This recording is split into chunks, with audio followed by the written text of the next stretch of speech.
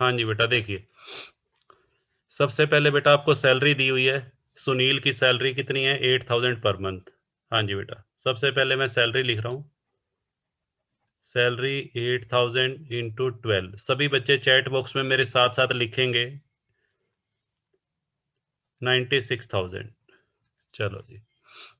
हाँ जी बेटा, डियरनेस अलाउंस। डियरनेस अलाउंस बेटा 2,000 दिया हुआ है। 2,000 पर मंथ इंटू 12। हाँ जी बेटा, 24,000 डियरनेस अलाउंस आ जाएगा। हाँ जी बेटा, उसके बाद क्या दिया हुआ है? Life insurance premium of Sunil paid by employer. हाँ जी बेटा, सुनील जो है कौन है? एम्प्लॉई है। एम्प्लॉई का लाइफ इंश्योरेंस प्रीमियम किसने चुकाया? एम्प्लॉयर ने। तो ये बेटा मैंने 2 दिन पहले ही आपको एक परक्यूजिट करवाई थी। Personal obligation of employee met by employer. यदि कर्मचारी का कोई भी पर्सनल खर्चा है और वो अगर एम्प्लॉयर पे कर देता है, हाँ जी बेटा, तो वो क्या होगा? टैक्सेबल होगा। तो यहाँ पे बेटा लिख देते हैं life insurance premium paid by employer.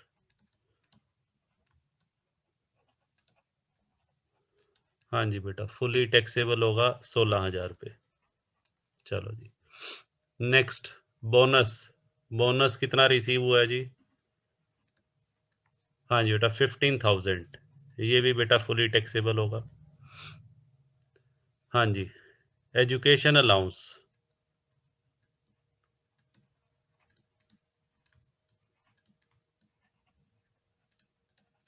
हाँ जी, एजुकेशन अलाउंस का बेटा क्या ट्रीटमेंट किया है बताओ?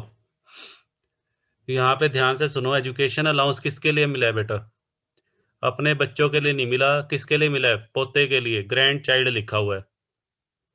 वो बेटा जो मैंने रूल बताया था, 100 रुपये पर मंथ एग्जम्प्ट होता है पर चाइल्ड, वो अपने बच्चों के लिए होता है, ओन चिल्ड्रन के लिए।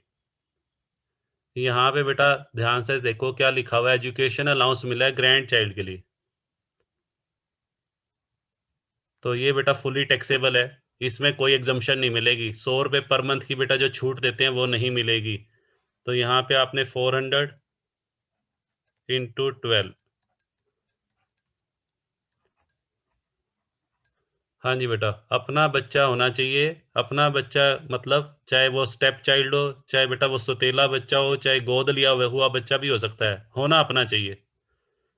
यदि कर्मचारी का बेटा खुद का चिल्ड्रन है या खुद का चाइल्ड है, चाहे वो बेटा उसका खुद का अपना हो या सौतेला बच्चा हो या गोद लिया हुआ बच्चा, उससे कोई फर्क नहीं पड़ता।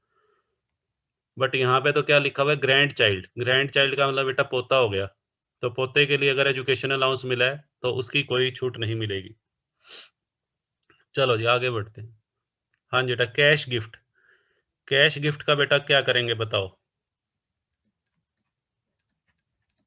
हाँ जी, वेरी गुड।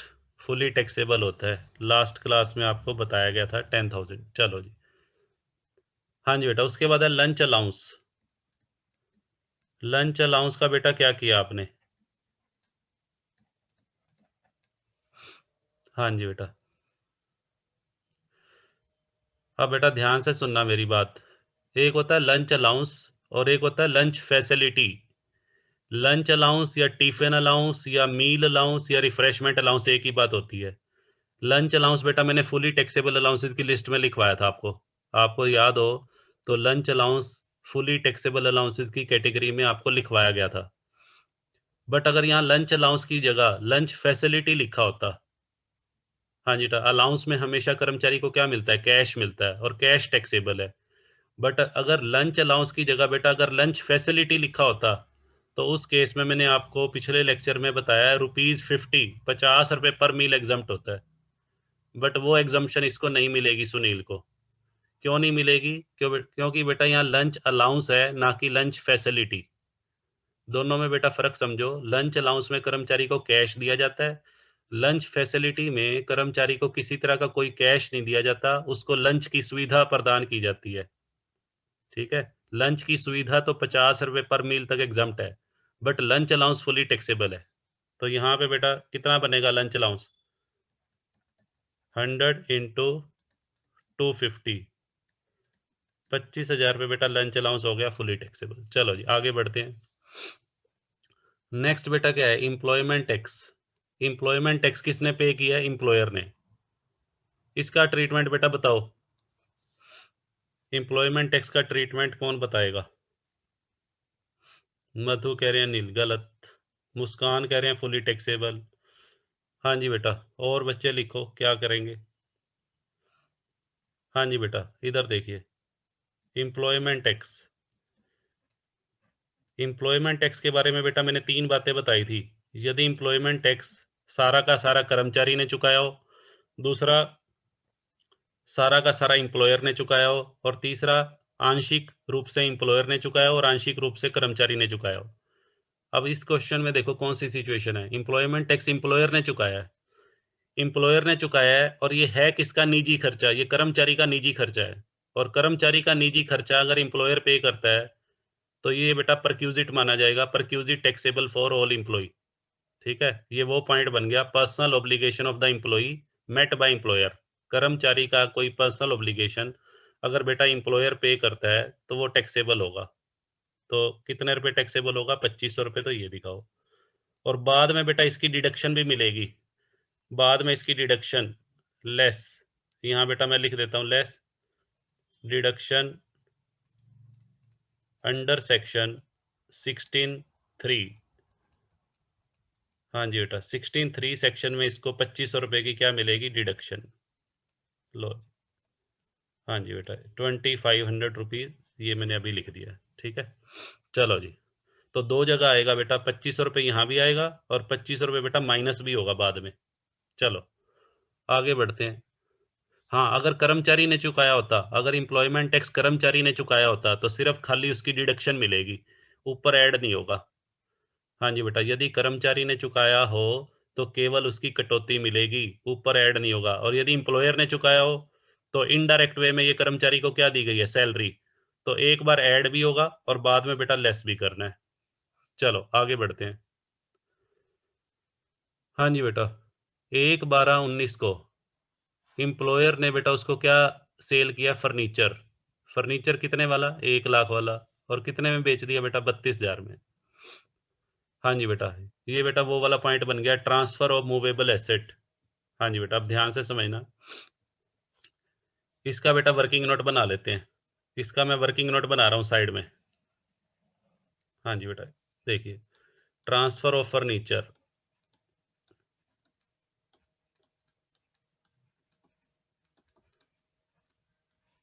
हाँ जी बेटा, पहले तो ये देखो, कंपनी ने जो फर्नीचर कर्मचारी को ट्रांसफर किया है, कंपनी ने कितना टाइम उसको यूज किया है? कंपनी ने बेटा कब खरीदा था वो? कंपनी ने फर्नीचर कब खरीदा? देखो, 1/11/13 को, 1/11/13 को कंपनी ने वो फर्नीचर खरीदा। और कर्मचारी को कब ट्रांसफर किया है? कर्मचारी को बेटा ट्रांसफर किया है 1/12/19 को। तो पहले ये देखो कि फर्नीचर जो है कंपनी ने, हाँ जी, 6 साल, 6 साल और लगभग 1 महीना कंपनी ने यूज किया है। 1 महीने को तो छोड़ दो। हाँ जी बेटा, 1 महीना तो छोड़ दो। मैंने आपको बताया था सिर्फ कंप्लीट ईयर्स लेने हैं। कंप्लीट ईयर बेटा कितने बनेंगे? 6 ईयर्स। चलो जी, और ये फर्नीचर है, फर्नीचर के केस में डेप्रीशिएशन बेटा कौन से मेथड से लगेगा? हाँ जी, वेरी गुड, 10% डेप्रीशिएशन और स्ट्रेट लाइन मेथड से 6 सालों का। हाँ जी बेटा, 1 लाख रुपए तो क्या है? Original cost. डेप्रीशिएशन बेटा 6 सालों का कितना बनेगा बताओ? 10% के रेट से 6 सालों का डेप्रीशिएशन, और स्ट्रेट लाइन मेथड से बनेगा बेटा 60,000। वेरी गुड, 60,000 बेटा माइनस कर देंगे तो 40,000 का वो फर्नीचर है। डेप्रीशिएशन बेटा हमने 10% क्यों लिया? क्योंकि अदर मूवेबल एसेट में आता है। अदर मूवेबल एसेट में मैंने बताया था 10% होगा। और लेस कितना कर देंगे? कर्मचारी से कितना चार्ज किया गया? कर्मचारी से बेटा चार्ज किया है 32,000 रुपये। कर्मचारी से 32,000 रुपये लिए भी हैं, तो 8,000 रुपये बेटा टैक्सेबल होंगे। कर्मचारी को कितने का फायदा हो गया? 40,000 वाला फर्नीचर 32,000 रुपये में कर्मचारी को मिल गया, तो 8,000 रुपये बेटा दिखा दो। लो जी, दिखा देते हैं। हाँ जी बेटा, यहाँ मैं लिख रहा हूँ sale of furniture, sale of furniture to employee. हाँ जी बेटा, 8,000। चलो जी आगे बढ़ते हैं। हाँ जी बेटा, कंपनी ने दीपावली पे उसको गिफ्ट दिया है। क्या दिया है? वॉच दिया है। 4750। इसका बेटा बताओ क्या करेंगे। दीपावली पे जो गिफ्ट दिया कंपनी ने, गिफ्ट इन, पहले तो ये देखो ये गिफ्ट इन कैश है या काइंड है। गिफ्ट इन काइंड है और दीपावली पे मिला है। दीपावली पे या फेस्टिवल पे या कोई रिलीजियस ओकेजन पे मिला हो तो मैंने लिखवाया था 5,000 रुपए तक एग्जाम्प्ट होता है। Very good. तो यहाँ पे गिफ्ट बेटा देखो कितने का है, 4,750 का। हाँ जी, गिफ्ट एग्जाम्प्ट हो जाएगा। 4,750 रुपये का गिफ्ट है और बेटा कितने रुपए तक एग्जाम्प्ट होता है, 5,000 तक। तो बेटा नील आ जाएगा। Very good. आगे बढ़ते हैं। हाँ जी बेटा आगे बढ़ते हैं। आगे क्या कहता है, आगे क्या कहता है जी। जिन बच्चों ने पिछली क्लास मेरी सुनी है, जो मैंने रिकॉर्डिंग भेजी थी, वही बता पाएंगे। For attending a family function. हाँ जी बेटा, सुनील अपना फैमिली फंक्शन अटेंड करने के लिए अपनी वाइफ के साथ बॉम्बे गया और बाय एयर, और एयर टिकट उसने 24,000 रुपये की बुक करवाई है, अपनी और अपनी वाइफ की। और उसके लिए उसने क्रेडिट कार्ड यूज किया है। क्रेडिट कार्ड किसने दिया था, एम्प्लॉयर ने। हाँ जी बेटा, पहले तो ये देखो ये 24,000 जो खर्चा किया गया है, ये ऑफिशियल पर्पज के लिए है या पर्सनल पर्पज के लिए है। पर्सनल पर्पज के लिए। तो पर्सनल पर्पज के लिए मैंने कल ही बताया था, क्रेडिट कार्ड का अगर यूज करते हैं तो फुली टैक्सेबल होगा। जितना पैसा पर्सनल पर्पज के लिए स्पेंड किया गया है क्रेडिट कार्ड के थ्रू, वो टैक्सेबल होगा। तो यहाँ बेटा मैं लिख देता हूँ। हाँ जी बेटा, credit card facility. Credit card facility बेटा कितने रुपए है, 24,000। वेरी गुड, बहुत अच्छे। नेक्स्ट। हाँ जी बेटा अब आ जाओ लोन वाले पॉइंट पे। 2.5 लाख रुपए का लोन लिया है सुनील ने अपने एम्प्लॉयर से 2.5 लाख का लोन लिया है। किस रेट पे, 4.65। जबकि एसबीआई का रेट कितना है, 8.65। यदि वो लोन जो सुनील ने कंपनी से लिया है या अपने बॉस से लिया है, वो उस पे एसबीआई का रेट तो बेटा कितना है, 8.65, और उसका एम्प्लॉयर या उसकी कंपनी कितना चार्ज कर रही है, 4.65। पहले तो ये बताओ सुनील को कितने परसेंट का फायदा हो रहा है। एसबीआई वाले कितना ले रहे हैं, 8.65, और सुनील को कितना देना पड़ रहा है। तो सुनील को बेटा कितने परसेंट का फायदा हो गया, 4% का फायदा हो रहा है। हाँ जी बेटा, ये तो एसबीआई का रेट है जो स्टेट बैंक ऑफ इंडिया ले रहा है। और ये किसका रेट है, ये बेटा वो रेट है जो कौन चार्ज कर रहा है, एम्प्लॉयर। तो सुनील को बेटा कितने परसेंट का फायदा हो रहा है, 4% का। तो निकाल लो फायदा। इसमें लोन की डेट नहीं दे रखी, लोन कौन सी डेट को लिया। तो हम ये मानेंगे लोन जो है साल के बिगिनिंग में ही ले लिया है, 1 अप्रैल 2019 को। तो बेटा देखो कैसे निकालेंगे, 2.5 लाख, 2.5 लाख का लोन है और इनटू कितने, 4%। कर्मचारी को 4% की बचत हुई है, तो 10,000 रुपये का फायदा हुआ है। कर्मचारी को बेटा 10,000 रुपये का बेनिफिट हुआ है लोन लेने से। लोन लेने से बेटा जो उसको बचत हुई है वो 10,000 की है, तो मैं यहाँ लिख रहा हूँ। इसको कौन सा लोन बोलेंगे, इंटरेस्ट फ्री लोन बोलेंगे या कंसेशनल इंटरेस्ट लोन। हाँ जी बेटा, कंसेशनल इंटरेस्ट लोन है ये, ना कि इंटरेस्ट फ्री। ठीक है जी, चलो जी अब आ जाओ नेक्स्ट। हाँ जी बेटा, नेक्स्ट पॉइंट का क्या करेंगे, सभी बच्चे चैट बॉक्स में लिखो। कल ही बताया, approved superannuation fund. Superannuation fund में 1,70,000 रुपये डाले। हाँ जी बेटा, सुपर एनुएशन फंड कर्मचारी के बेनिफिट के लिए बनाया जाता है और इसमें मैंने बताया था 1.5 लाख रुपए का एग्जाम्प्ट होते हैं। हाँ जी बेटा, तो यहाँ लिख दो अप्रूव्ड सुपर एनुएशन फंड। हाँ जी बेटा, 50,000 रुपये बेटा आ जाएंगे। 170 में से, सॉरी 170 है, 20,000 आ जाएंगे, 20,000। 1,70,000 है और 1,70,000 में से बेटा कितने माइनस हो जाएंगे, 1.5 लाख रुपए। Very good. और आप तो सभी बच्चे पढ़ते हो, इसका मतलब है। वेरी गुड, बहुत अच्छी बात है। नेक्स्ट। हाँ जी बेटा, सुनील को उसके एम्प्लॉयर ने या कंपनी ने 600 शेयर अलॉट किए। एक शेयर बेटा 80 रुपए का उसको दिया है, जबकि मार्केट वैल्यू कितने की है, 95 रुपए की। हाँ जी बेटा, मार्केट वैल्यू तो है 95 रुपए और 80 रुपए में कंपनी ने उसको शेयर दे दिया। तो एक शेयर पे बताओ सुनील को कितने का फायदा हो रहा है, एक शेयर पे 15 रुपए का फायदा हो रहा है। तो सुनील को 600 शेयर पे कितने का फायदा हुआ, 600 शेयर पे फायदा हुआ, 600 इंटू 15, हाँ जी बेटा 9,000 पे आ जाएगा। हाँ जी वेरी गुड। यहाँ बेटा लिख देंगे sale of shares to employee at concessional rate. यहाँ बेटा मेरे पास जगह नहीं है तो आप, चलो मैं लिख देता हूँ यहाँ sale of shares at concessional rate. ये अमाउंट कैसे निकाला बेटा ध्यान से सुन लो। तो ये अमाउंट मैंने ऐसे निकाला जी, मैं कैलकुलेट करके दिखा देता हूँ आपको। 600 इंटू, हाँ जी बेटा कितने का था, 95 माइनस 80। एक शेयर पे 15 रुपए की बचत हो रही है, तो 15 इंटू 600 बेटा 9,000 आ जाएगा।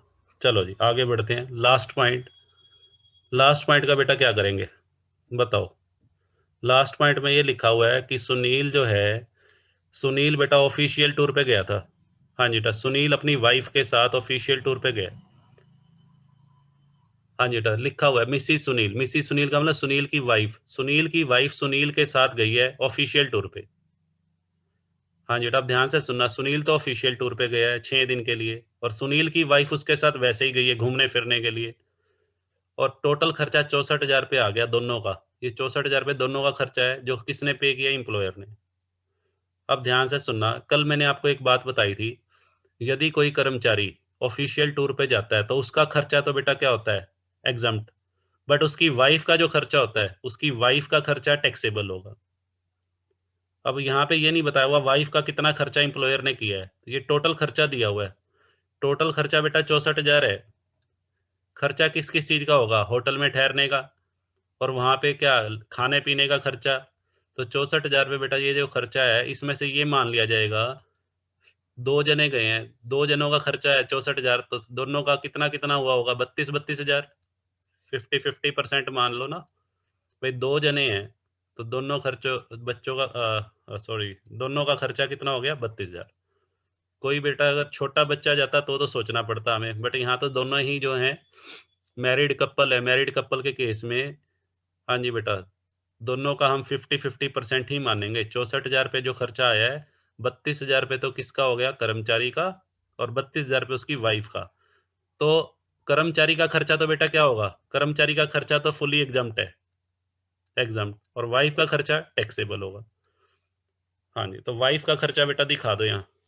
लो जी मेरे पास जगह की कमी है तो मैं यहाँ दिखा रहा हूँ। हाँ जी बेटा यहाँ ऊपर दिखा रहा हूँ बेटा, यहाँ 32,000 पे, एक मिनट जी, लो बेटा 32,000 यहाँ दिखा दिए।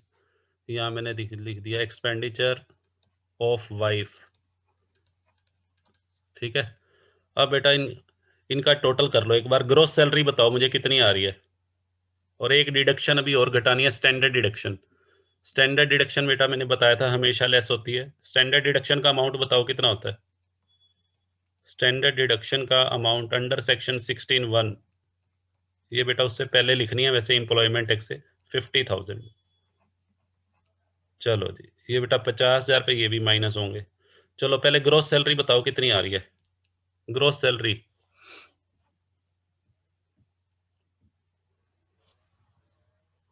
अच्छा एरियर वाला पॉइंट रह गया जी। हाँ जी बेटा एरियर 4,000। हाँ जी बेटा ये दिखा दो, एरियर टैक्सेबल होगा। एरियर के बारे में ये माना जाएगा, एरियर के बारे में कुछ नहीं लिखा हुआ कि पहले टैक्स लगा या नहीं लगा, तो बेटा क्या मानेंगे, एरियर के बारे में अगर कुछ भी ना लिखा हो तो हम ये मानते हैं कि पहले उसके ऊपर टैक्स नहीं लगा हुआ, तो उसको शामिल कर लेंगे। लो बेटा एरियर रह गया था, इसको भी हमने कर लिया। चलो जी इसको बेटा ऐड करो, सभी को ऐड करके बताओ कितना आ रहा है। ऐड करके और ये माइनस करने हैं ये दोनों, 52,500 रुपये बेटा माइनस भी होंगे। पहले मुझे ग्रोस सैलरी बताओ बेटा, मुझे ग्रोस सैलरी चाहिए पहले, फटाफट से लिखो चैट बॉक्स में। ग्रोस सैलरी आ रही है 3,03,000। लो बेटा मैं यहाँ लिख दूँ, ग्रोस सैलरी ये आ गई। अब इसमें से डिडक्शन घटा दो, डिडक्शन बेटा 52,500 रुपये माइनस कर दो। 52,500 रुपये किस चीज़ के, 2,500 रुपये तो एम्प्लॉयमेंट टैक्स के, और बेटा 50,000 पे उसके स्टैंडर्ड डिडक्शन के। तो ये माइनस करके बताओ कितना अमाउंट आ रहा है।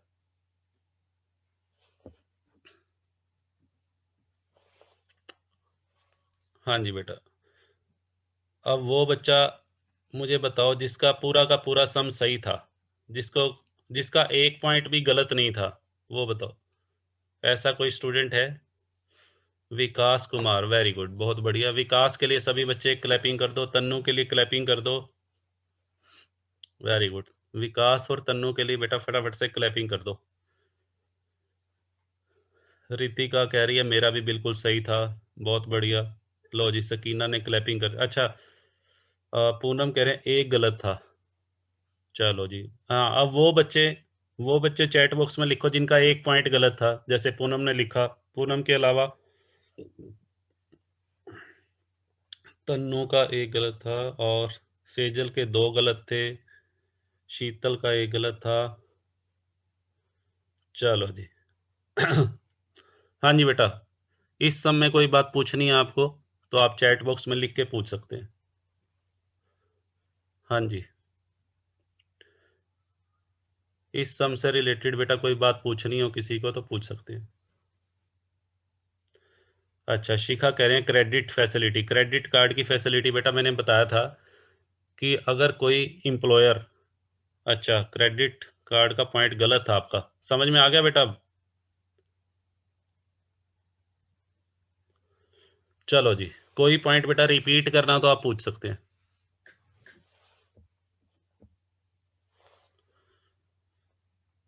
अच्छा, ये मुझे समझ नहीं आ रहा, स्टूडेंट की स्ट्रेंथ बेटा कम क्यों हो रही है? 37 है आज, नॉर्मली 50 के अराउंड होते थे। क्या मैं आपको बुरा पढ़ाता हूँ?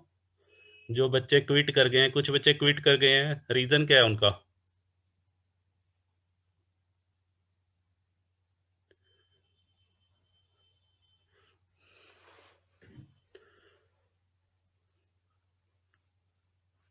या बाद में रिकॉर्डिंग देखते हैं?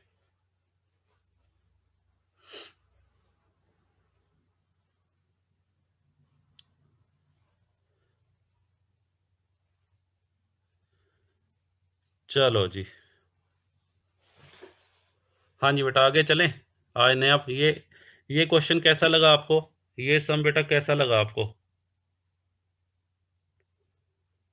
अभी 2-3 दिन में बेटा सारे सम जो एक्सरसाइज के शुरू होने वाले हैं, ध्यान से सुनो, सारे प्रोविजन याद करने शुरू कर दो। चलो,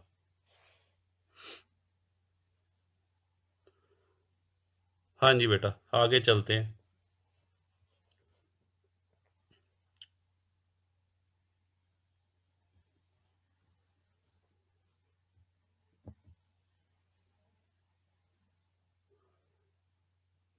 हाँ जी बेटा, अश्वनी कह रहे हैं ट्रैवलिंग वाला पॉइंट रिपीट कर दो।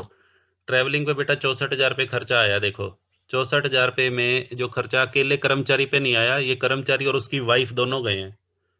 तो 64,000 में हम ये मान लेंगे कि 32,000 तो कर्मचारी पे खर्च हुए और 32,000 उसकी वाइफ पे। तो वाइफ के लिए जो खर्चा इंप्लॉयर ने किया है, अगर कोई भी इंप्लॉयर अपने कर्मचारी की वाइफ के लिए खर्चा करेगा बेटा, वो तो फुली क्या होगा?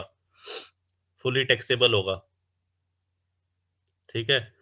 और जो खर्चा कर्मचारी के लिए किया गया है वो ऑफिशियल ड्यूटी से संबंधित है, वो एग्जम्प्ट होगा। चिल्ड्रन हो तो बेटा अंकित, उसके चिल्ड्रन का खर्चा अलग से दिया होगा। चिल्ड्रन अगर होते तो चिल्ड्रन अलग से दिए होंगे। एफएमवी की फुल फॉर्म बेटा फेयर मार्केट वैल्यू। एफएमवी का मतलब होता है फेयर मार्केट वैल्यू पर शेयर। ठीक है जी, चलो आगे बढ़ते हैं।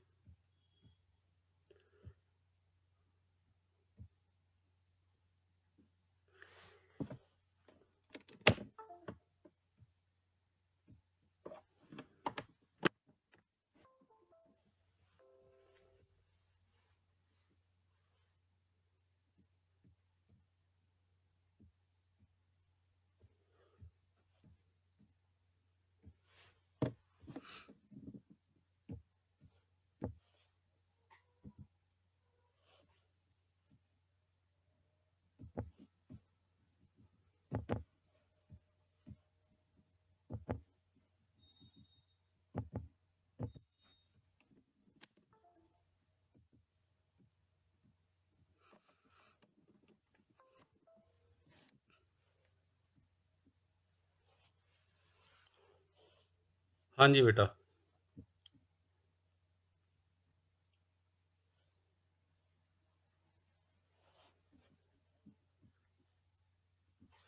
एक पॉइंट बेटा हमने डिस्कस करना है हॉलीडे एंजॉयमेंट का। हाँ जी बेटा, एक छोटा सा पॉइंट है, ये रह गया है। Perquisite taxable for all employees आज कंप्लीट हो जाएंगी। हॉलीडे एंजॉयमेंट,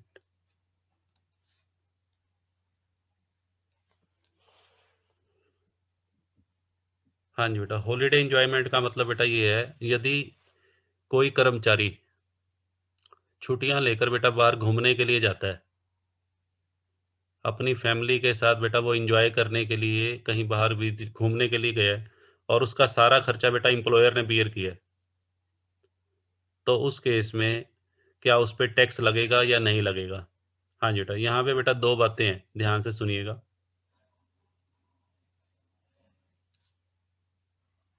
यदि कर्मचारी अपने परिवार के सदस्यों के साथ कहीं घूमने के लिए जाता है, और उसको जो ये सुविधा दी गई है, ये कंपनी ने दी है, घूमने के लिए जो सुविधा जो है वो कंपनी ने या एम्प्लॉयर ने पे की है, तो उस केस में बेटा दो बातें हो सकती हैं। पहली बात, अगर ये सुविधा एम्प्लॉयर ने फ्रॉम आउटसाइड एजेंसी, किसी आउटसाइड एजेंसी से लेके दी हो, और दूसरा है बेटा फ्रॉम ओन रिसोर्सेज। हाँ जी बेटा, फ्रॉम ओन रिसोर्सेज। देखिए इसका मतलब क्या है, आउटसाइड एजेंसी का मतलब बेटा क्या है, और फ्रॉम ओन रिसोर्सेज का मतलब क्या है, पहले ये समझ लो। आउटसाइड एजेंसी का मतलब बेटा ये है कि कंपनी ने कर्मचारी को जो सुविधा दी है, हॉलीडे एंजॉयमेंट पे देखो खर्चा क्या क्या खर्चा होगा। एक तो होगा ट्रैवलिंग का खर्चा, हाँ जी बेटा, एक होगा स्टे का खर्चा, और एक बेटा वहाँ पे जो होटल, एक ये हो गया ट्रैवलिंग का खर्चा, एक स्टे का हो गया, और एक बेटा फूड का खर्चा। ये तीन ही खर्चे होते हैं। अगर हॉलीडे के लिए हम इंजॉय करने के लिए बेटा जाते हैं तो ये मेनली तीन खर्चे होते हैं, ट्रैवलिंग, स्टे और फूड। ठीक है, शॉपिंग पे तो आप कितना मर्जी खर्च कर लो, वो आपकी अपनी पर्सनल पॉकेट है वो। ठीक है, तो यहाँ पे मैं बात कर रहा हूँ, अगर कोई कर्मचारी, कंपनी का कोई कर्मचारी छुट्टियां लेकर बाहर घूमने के लिए गया है, और उसका जो खर्चा है वो एम्प्लॉयर बियर कर रहा है, तो यहाँ पे आपको ये देखना है कि एम्प्लॉयर ने जो उसको सुविधा दी है, वो किसी आउटसाइड एजेंसी से लेके दी है या अपने रिसोर्सेज से दी है। हाँ जी बेटा, आउटसाइड एजेंसी का मतलब कंपनी ने कर्मचारी की बुकिंग करवा दी है किसी दूसरी एजेंसी के थ्रू। जैसे मान लीजिए, हाँ जी बेटा, एक कंपनी है इन्फोसिस, हाँ जी बेटा, वही एग्जांपल मैं ले रहा हूँ कल वाला। एक कंपनी है इन्फोसिस लिमिटेड, इन्फोसिस लिमिटेड का कोई एम्प्लॉई है, ये बेटा मैंने एम्प्लॉय ले लिया मिस्टर सुमित। ठीक है जी, हाँ जी बेटा, सुमित जो है, हाँ जी बेटा, 5 डेज के लिए घूमने के लिए गया, 5 डेज की हॉलीडेज लेके, और विद फैमिली बेटा ये श्रीनगर गए घूमने के लिए। ठीक है जी, इसके लिए कंपनी ने कंपनी ने बेटा सारी बुकिंग करवाई है। इन कंपनी जो है, मिस्टर सुमित का सारा खर्चा है, किस किस चीज़ का, ट्रैवलिंग का खर्चा भी, स्टे का और फूड का, सारा खर्चा बेटा कंपनी ने बियर किया है। ठीक है जी, और मान लेते हैं कंपनी ने मिस्टर सुमित के लिए आउटसाइड एजेंसी को, आउटसाइड एजेंसी का मतलब, हाँ जी बेटा, जो होटल है या जो ट्रैवलिंग का है, इन सब खर्चों के लिए कंपनी ने उसकी बुकिंग करवाई थी। होटल की बुकिंग कंपनी ने करवा दी, ट्रैवलिंग ट्रैवलिंग की बुकिंग कंपनी ने करवाई है। ठीक है, और जो फूड का खर्चा है वो भी सारा कंपनी बियर करेगी। इन सब चीज़ों पे मान लेते हैं 1 लाख रुपए खर्च हो गए। हाँ जी बेटा, 1 लाख रुपए खर्चा आ गया उसका फैमिली टूर का, 5 डेज हॉलीडेज का, और ये सारा खर्चा बेटा कंपनी ने उठाया, तो ये अमाउंट टैक्सेबल होगा। हाँ जी बेटा, ये अमाउंट क्या होगा, फुली टैक्सेबल। टैक्सेबल अमाउंट का रूल क्या है यहाँ पर, amount paid to outside agency, amount paid to outside agency by the employer outside agency का मतलब जहां पर बुकिंग करवाई है कंपनी ने उसकी, जिसके थ्रू वो, ठीक है, मान लीजिए इन्फोसिस लिमिटेड ने ये सारी बुकिंग उसके थ्रू करवाई है। मेक माई ट्रिप एक ऑनलाइन साइट है, मेक माई ट्रिप। हाँ जी बेटा, मेक माई ट्रिप के थ्रू कंपनी ने बुकिंग करवाई है इन्फोसिस ने, और कर्मचारी के ऊपर 1 लाख रुपए खर्चा आया और सारा का सारा कंपनी ने पे कर दिया। और माइनस क्या कर देंगे, amount charge from employee, amount charge from employee if any. जैसे बेटा 1 लाख रुपए खर्चा कंपनी ने बियर किया,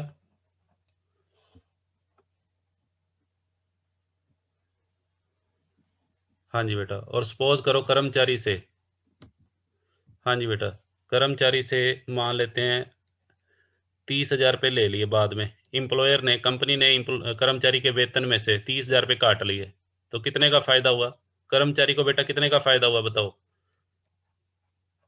70,000 का फायदा हुआ।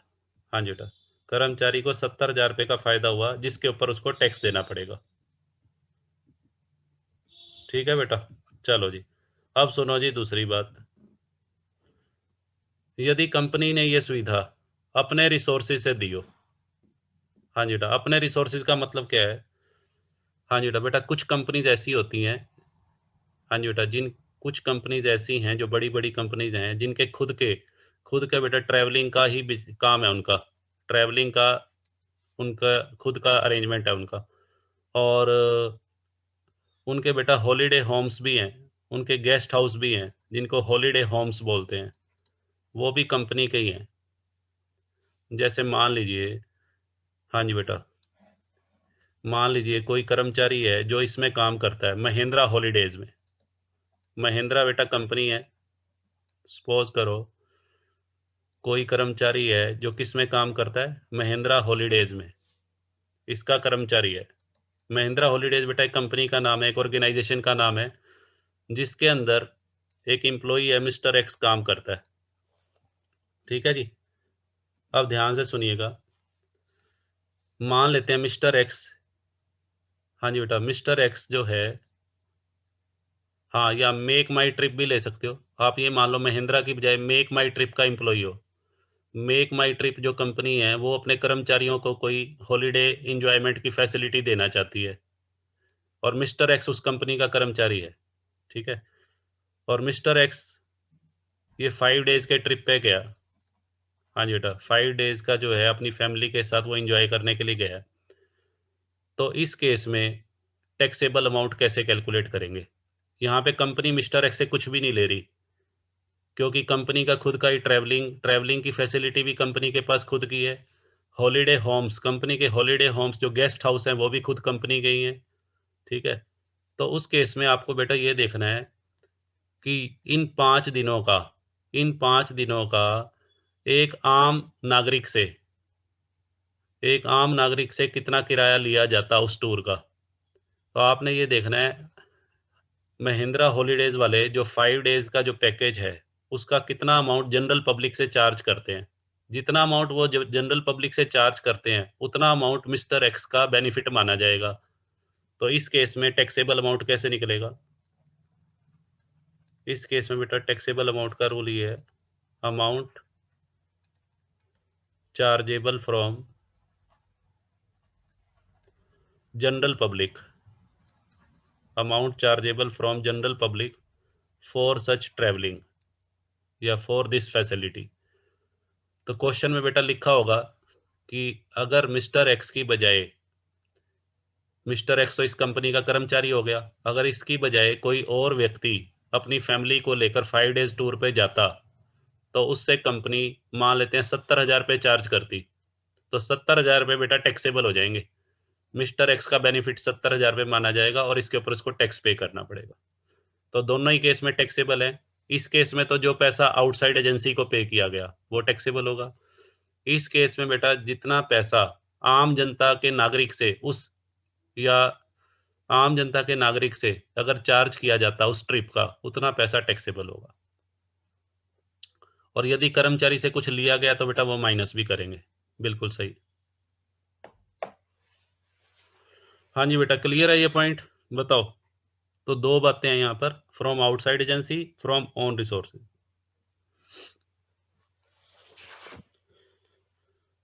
चलो जी आगे बढ़ते हैं। हाँ जी बेटा, आगे चलते हैं।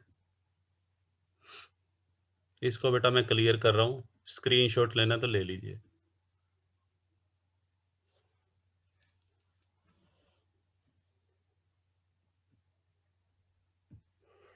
हाँ जी, अब आगे बेटा हमने चलना है परक्यूजी टैक्सेबल फॉर स्पेसिफाइड एम्प्लॉइज। हाँ जी बेटा, एक पॉइंट हमारा कंप्लीट हो चुका है, परक्यूजी टैक्सेबल फॉर ऑल एम्प्लॉइज। आज बेटा हमने स्टार्ट करना है परक्यूजी टैक्सेबल फॉर स्पेसिफाइड एम्प्लॉय। तो सबसे पहली बात बेटा आपको पता होना चाहिए स्पेसिफाइड एम्प्लॉय कौन होता है। हाँ जी बेटा, ध्यान से सुनिएगा। स्पेसिफाइड एम्प्लॉय बेटा उसको बोलते हैं जो इन 3 शर्तों में से कोई एक कंडीशन पूरी कर दे। मैं बेटा 3 कंडीशन बताऊंगा, इन 3 कंडीशन में से यदि एक कंडीशन भी फुलफिल हो गई तो उसको स्पेसिफाइड एम्प्लॉय माना जाता है। पहली कंडीशन, या तो बेटा वो किसी कंपनी का डायरेक्टर हो, डायरेक्टर होना चाहिए, डायरेक्टर ऑफ कंपनी, या फिर बेटा उसका कंपनी के अंदर सब्सटेंशियल इंटरेस्ट हो, having substantial interest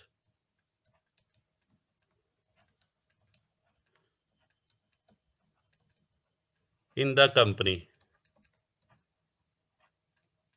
substantial interest को बेटा हिंदी में बोलते हैं सारवान हित, उसका कंपनी के अंदर सारवान हित होना चाहिए।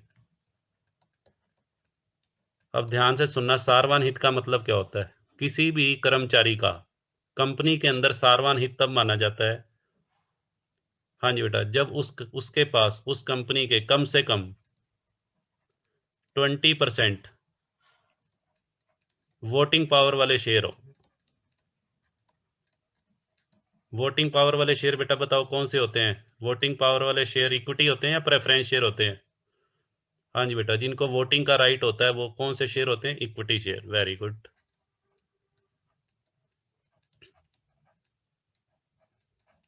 हाँ जी बेटा, तो या तो बेटा वो कंपनी का संचालक होना चाहिए, डायरेक्टर होना चाहिए। डायरेक्टर बेटा चाहे वो पार्ट टाइम हो, पार्ट टाइम भी हो सकता है, फुल टाइम डायरेक्टर भी, चाहे वो पार्ट टाइम डायरेक्टर हो चाहे फुल टाइम डायरेक्टर, उससे कोई फर्क नहीं पड़ता। दूसरा, या फिर उसका कंपनी के अंदर सारवान हित हो। सारवान हित का मतलब उसके पास कम से कम 20% वोटिंग पावर वाले शेयर हो। ठीक है जी।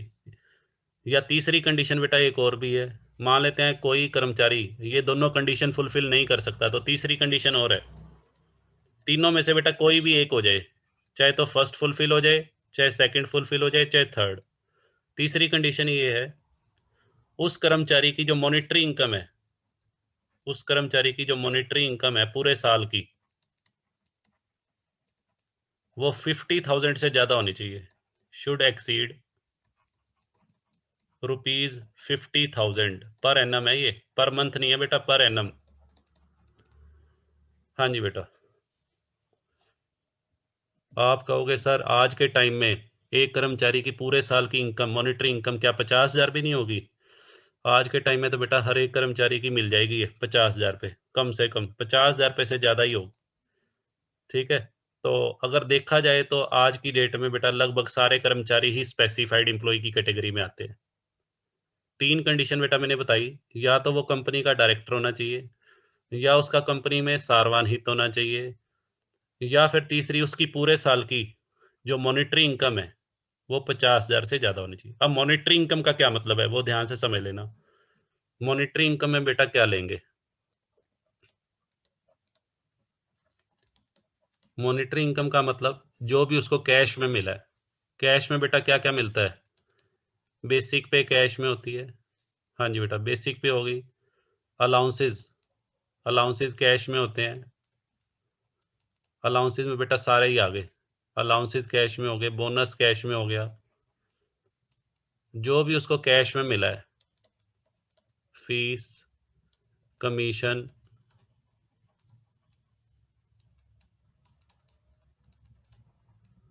हाँ जी बेटा, फीस हो गया, कमीशन हो गया, अलाउंसेस हो गए, हाँ, परक्यूजिट्स इन कैश। कोई परक्यूजिट है, परक्यूजिट को मैं शॉर्ट फॉर्म में पर्क्स लिख रहा हूँ, पर्क्स इन कैश।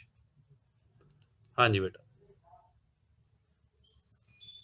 सारी चीजें बेटा लेनी है बेसिक पे, अलाउंसेस, बोनस, फीस, कमीशन और परक्यूजिट इन कैश। परक्यूजिट का मतलब जैसे अभी हमने एक पॉइंट किया था, life insurance premium paid by employer. Life insurance premium employer ने पे किया तो ये परक्यूजिट में आता है, बट ये कैश में पे किया गया है तो वो भी लेंगे। बट रेंट फ्री हाउस है, रेंट फ्री हाउस अगर किसी कर्मचारी को रहने के लिए दिया वो नहीं लेंगे, क्योंकि वो बेटा इन काइंड हो गया। ठीक है जी, तो परक्यूजिट सिर्फ वो लेनी है जो कैश के रूप में दी गई है। और ये भी ध्यान रखना है, मान लीजिए कोई कर्मचारी एक टाइम पे 2 कंपनियों में काम करते हैं। हाँ जी बेटा, सपोज करो एक कर्मचारी है जो 2 जगह जॉब कर रहा है, उसके बेटा 2 एम्प्लॉयर हैं। ये है बॉस 1 और ये बेटा दूसरा है बॉस 2, यानी कि वो 2 जगह काम कर रहा है, तो उसके कितने एम्प्लॉयर हो गए? 2 एम्प्लॉयर हो गए। तो जो 50,000 की बेटा हमने लिमिट निकालनी है, ध्यान से सुनना, 50,000 की जो लिमिट निकालनी है, उसके लिए बेटा अगर वो जितने एम्प्लॉयर के पास काम करता है सभी की सैलरी ऐड करनी है। यानी कि अगर वो एक टाइम पे 2 कंपनियों में जॉब कर रहा है तो बेसिक पे जो लेंगे वो दोनों कंपनियों की लेंगे, अलाउंसेस दोनों कंपनियों के लेंगे, बोनस भी दोनों कंपनियों का लेंगे। सारी चीजें बेटा जितने भी एम्प्लॉयर हैं, 2 तो मैंने एग्जांपल लिया, 2 एम्प्लॉयर हैं, 2 से ज्यादा भी हो सकते हैं, 3 एम्प्लॉयर भी हो सकते हैं, तो सभी एम्प्लॉयर से जो जो कैश में मिल रहा है सभी का टोटल करके ये चेक करनी है लिमिट 50,000 की। ठीक है जी, बात क्लियर है? शेयर्स बेटा नहीं लेंगे, शेयर्स तो काइंड में हो गया ना, शेयर्स बेटा नहीं लेंगे। हाँ जी, अब बेटा इसको देखते हैं, इसका मैं एक एग्जांपल ले रहा हूँ, स्पेसिफाइड एम्प्लॉय कैसे चेक करना है। शिखा कह रहे हैं अलग अलग कैलकुलेट होगी, नहीं बेटा बिल्कुल भी नहीं। अगर उसके 3 एम्प्लॉयर हैं, सुनो जी ध्यान से, अगर 2 एम्प्लॉयर हैं या 3 एम्प्लॉयर हैं तो मॉनेटरी इनकम एक ही बार कैलकुलेट होगी कंबाइंड, अलग अलग एम्प्लॉयर के लिए अलग अलग कैलकुलेट नहीं होती। अगर कोई कर्मचारी एक टाइम पे 3 एम्प्लॉयर के पास काम कर रहा है तो सैलरी हेड 3 नहीं बनेंगे, सैलरी हेड एक ही बनेगा। सैलरी हेड बेटा जब एक ही बनेगा तो मॉनिटरी जो इनकम है 50,000 की, वो भी एक ही बार कैलकुलेट होगी, अलग अलग कैलकुलेट नहीं करनी। ठीक है बेटा, शिखा क्लियर है? चलो जी, हाँ जी बेटा आगे बढ़ते हैं हम।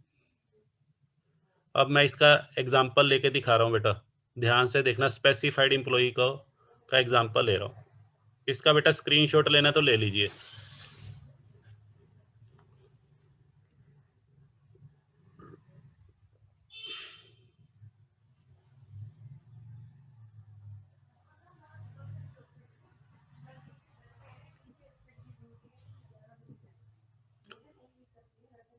हाँ जी बेटा,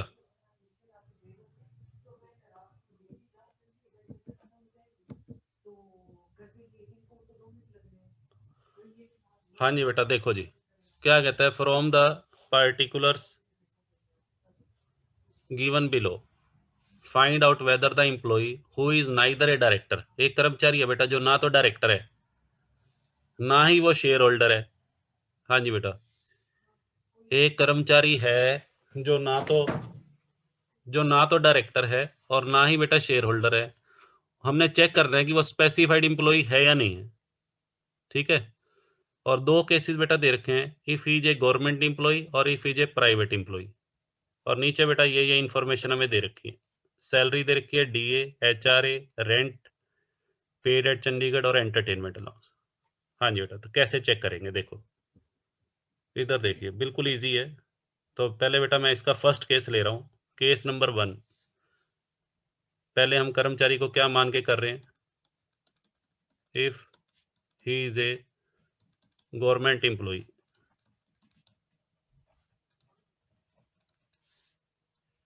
हाँ जी बेटा, गवर्नमेंट एम्प्लॉय के केस में कैसे चेक करना है कि वो स्पेसिफाइड है या नहीं है, देखो।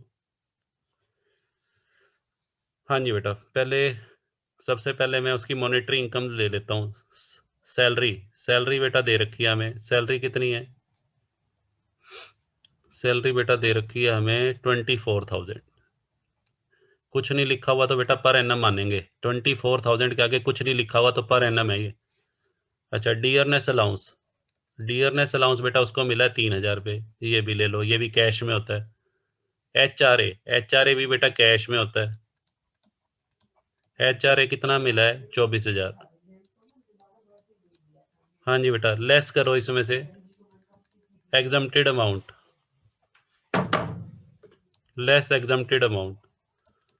हाँ जी बेटा, एग्जम्प्टेड अमाउंट कैसे निकाल लेंगे? एच आर ए का, एच आर ए का एग्जम्प्टेड अमाउंट निकालने के लिए आपको बेटा करना क्या है, पहले वर्किंग नोट बना लेंगे। हाँ बिल्कुल सही, 3 पॉइंट। हाँ जी बेटा, तो यहाँ मैं तीनों पॉइंट लिख दूँ, इधर साइड में लिख देता हूँ बेटा, यहाँ पे। हाँ जी, सबसे पहला पॉइंट क्या था? Actual H R A received. हाँ जी बेटा, actual H R A received कितना है? 24,000। सेकेंड पॉइंट बेटा क्या था? Actual rent paid minus 10% of salary. Actual rent बेटा देखो, एक्चुअल रेंट कितना पे किया? चंडीगढ़ में रह रहा है 18,000, ये वर्किंग नोट में निकालना है आपको। माइनस 10% ऑफ सैलरी, सैलरी में बेटा बेसिक पे लेते हैं, डियरनेस पे, ये तो डीए है, डीए नहीं लेंगे, खाली डीए, अगर डियरनेस पे होता तो लेंगे।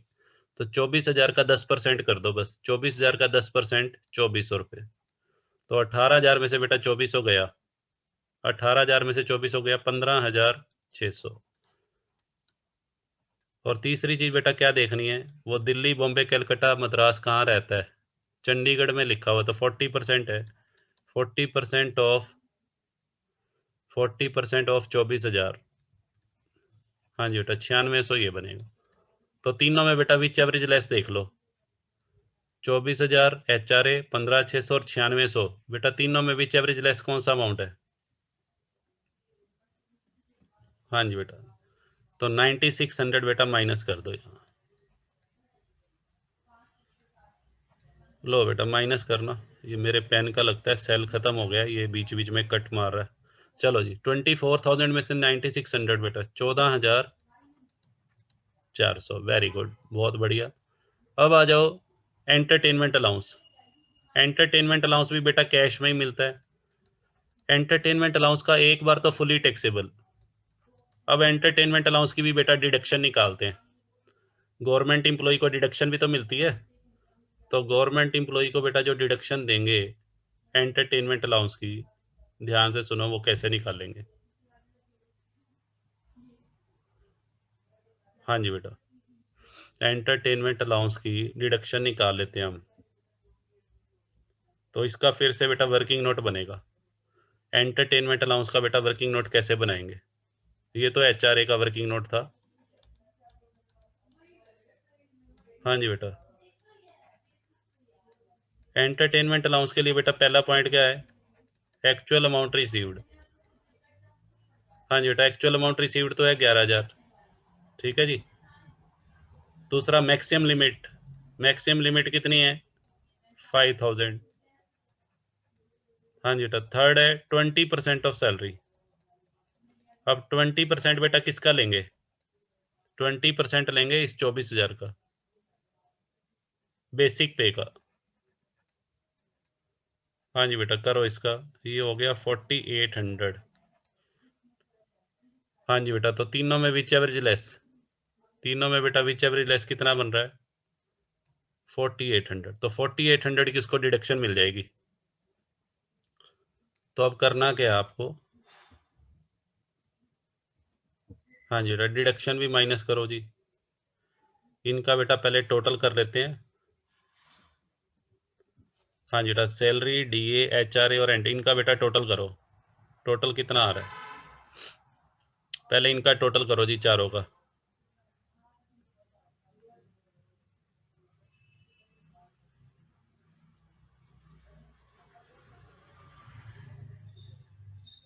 टोटल बताओ बेटा, इन चारों का टोटल कितना है? 24 और 3 27, 47,600।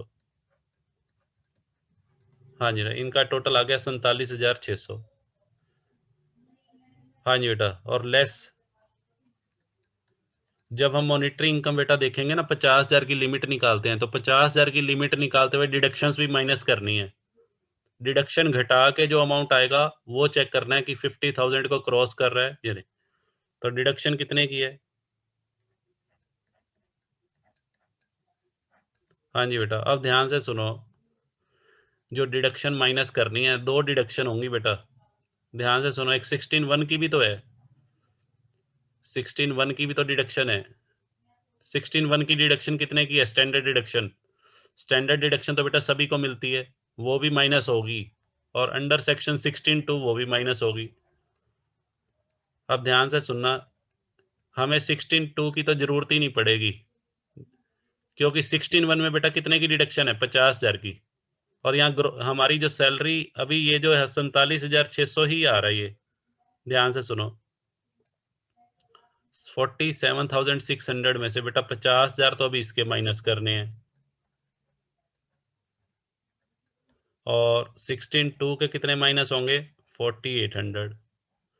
ये तो बेटा 47,600 में से दोनों माइनस करके नील ही आ जाएगा। हाँ जी बेटा, नेगेटिव में जा रहा है ये तो हाँ जी बेटा, यहाँ पे तो नील आ गया।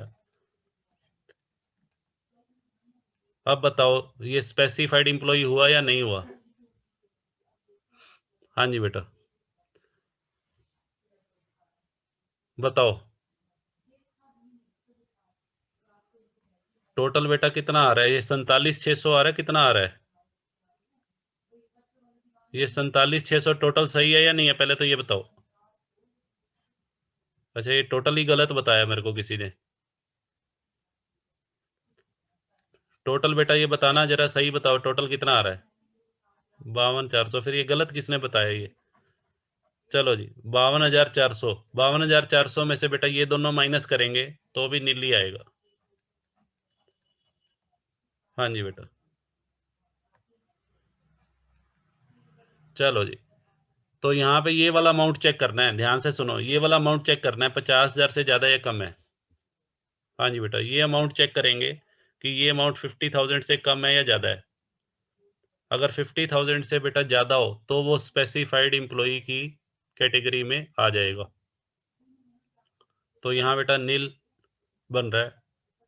हाँ जी, तो स्पेसिफाइड नहीं बना ये। स्पेसिफाइड के लिए हमारी जो मॉनिटरी इनकम है वो 50,000 से बेटा ज्यादा होनी चाहिए। ठीक है, तो हम लिख देंगे this employee is not a specified employ.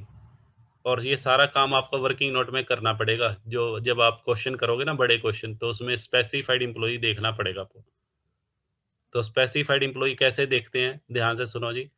उसकी जितनी भी मॉनिटरी इनकम है, मॉनिटरी इनकम बेटा ऐड कर लो। इस क्वेश्चन में सारी इनकम ही मॉनिटरी दे रखी है, कोई भी इनकम ऐसी नहीं है जो कैश की फॉर्म में ना हो। तो सभी का टोटल कर लिया मैंने, और उनकी डिडक्शन भी माइनस करनी है। स्टैंडर्ड डिडक्शन और एंटरटेनमेंट अलाउंस माइनस करके फिर चेक करना है कि 50,000 से कम बन रहा है या ज्यादा। इस अमाउंट को बेटा नहीं देखना, 52,400 को। इस 52,400 के हिसाब से देखें तो ये स्पेसिफाइड एम्प्लॉय होना चाहिए, बट इस अमाउंट को नहीं देखना। डिडक्शन माइनस करके, दोनों डिडक्शन, एक डिडक्शन भी नहीं, दोनों, 16(1), 16(2), और मान लो अगर 16(3) होती तो 16(3) भी माइनस करके देखते, तो कि उसका अमाउंट जो है वो 50,000 से ज्यादा बन रहा है या कम बन रहा है। हाँ जी बेटा, क्लियर है? कर लोगे इसको?